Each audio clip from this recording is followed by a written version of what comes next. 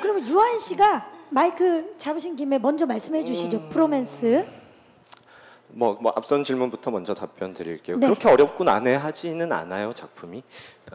아무래도 두 가지 시대가 동시에 하나의 작품에서 표현되어진다라는 부분에 있어서 그 부분이 조금 생소하다라고 할 수 있을 것 같긴 하지만 뭐 요새 생소하지 않잖아요.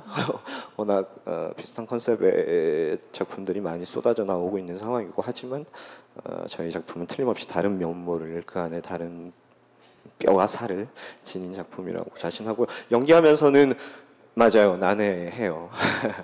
한세주라는 인물이 굉장히 복잡하고 내면이 굉장히 깊어요.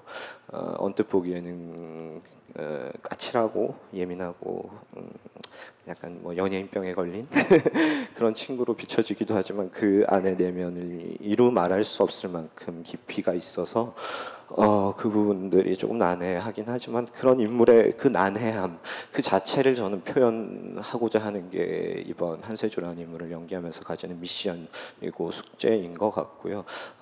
너무 쉽고 너무 뻔하고 너무 눈에 보이는 인물이 아니라 이 인물이 어디로 튈지 모르는 어떠한 속내를 가지고 있을지 모르겠는 마음속에 어떤 상처나 어떤 감정을 가지고 있는지 모르겠다.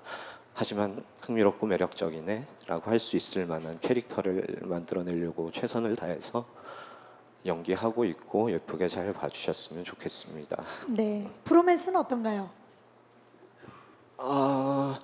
뭐 일단 송중기 유아인보단 나아요.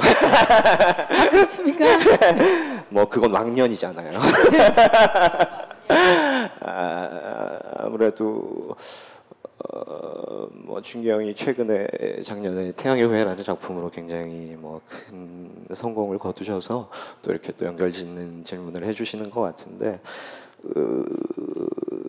그때 이상으로 어떤 끈끈한 우정 그리고 끈끈한 인연이 다뤄질 것 같고 또 고경표 씨랑 호흡을 맞춰본 결과 굉장히 흥미로운 관계, 인물 설정들이 표현되지 않을까라는 생각이 듭니다. 다채로워요. 아주 풍부해요. 이게 뭐 단선적이거나 너무 눈에 뻔히 보이는 게 아니고 굉장히 흥미롭게 이 풍부함을 향해 나아가는 작품이고 인물들인 것 같아서 그 부분에 크게 기대를 해주시면 좋을 것 같아요. 네, 기대하겠습니다. 즐거움엔 끝이 없다. TVN